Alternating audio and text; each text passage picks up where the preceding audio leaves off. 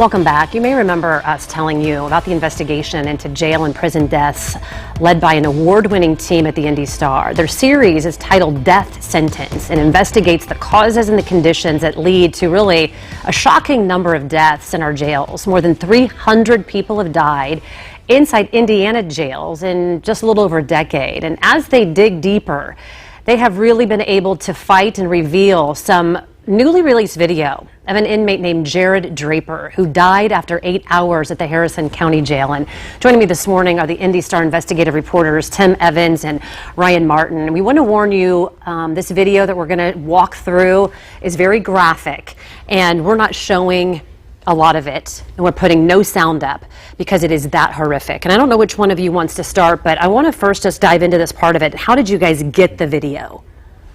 Was not easy. No, we knew that there was a video around. We made a request to the sheriff. They denied us. They would not provide it to us, so we went to the Indiana Public Access Counselor, challenged it under the Indiana Freedom of Information Act, and were able to get it a few weeks ago. Yeah, Ryan, you know, in this commercial break, as you sat down on the couch, I can tell as we were talking, you haven't said a word yet, because I know that this is hard to watch. You have viewer discretion all over what you guys put up on the Indy Star. Let's go through parts of the video. And first, we're going to show you a little part of it. And we see that Jared coming in and getting booked. And tell us a little bit, take us through what we're seeing. So this is, you know, after he arrives at the jail. He had been arrested not too shortly before this, and this is part of the booking process. What we know now, the jailers weren't apparently aware of it at the time, but he had ingested methamphetamine. We believe he had swallowed a baggie of meth during the arrest or shortly before the arrest, most likely to conceal it from authorities.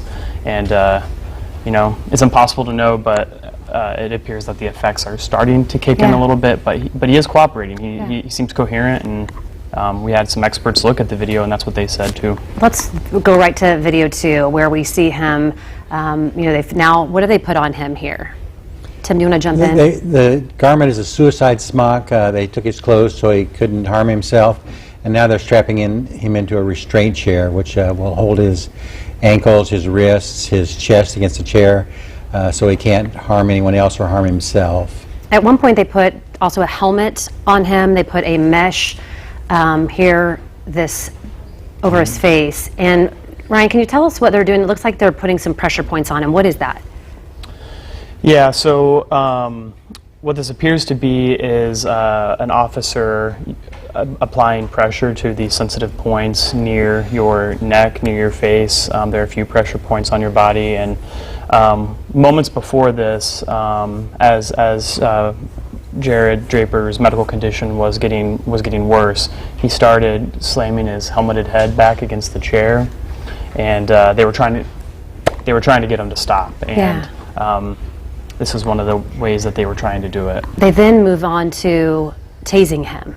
Can you take us through that part? And again, we're not putting any of the sound up, and then you see him on the stretcher there. Take us through that. They tased him. One officer tased him at least 6 times during this kind of a condensed period in the last couple hours that he was in that chair. And then the jail nurse also administered a taser blast to him with the taser with the darts that shot into his leg. You know, the goal of the taser is to control someone, but he was already restrained. He wasn't a threat to anyone other than himself, and you know, it was.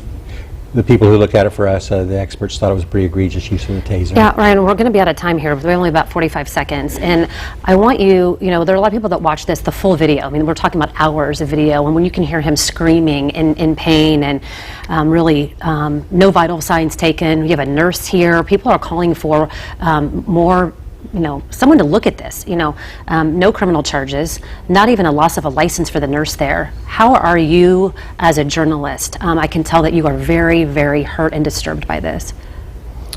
Oh, well, you know, as part of our work, we look at a lot of disturbing videos. It's just part of what we have to do, but we also have to rely on what the experts tell us, people who have more understanding and expertise of what's going on. And you know, we talked to the prosecutor down in Harrison County who decided that criminal charges weren't warranted, but we talked to 3 legal experts who disagreed, and think some more people should be held accountable. And a doctor, an ER physician who really supports police and in jails and prisons, and said, and to me, because I talked to him, and he said it's among the worst things he's ever seen. We are out of time. We'd love for you to come back. I know you'll continue to follow it and let us know, but I think it's important. You guys have done to read all the work that you guys have done to explain this further. But I wanted to have you guys on just to be able to talk a little bit about this video, and we really appreciate all the hard work that you guys have done here, just to bring this to light and what is happening inside when a lot of people have no voice. So thank you. Thank you so much for You having us. can learn more about it too in this investigation. We'll link it all of that at fox59.com. Aaliyah?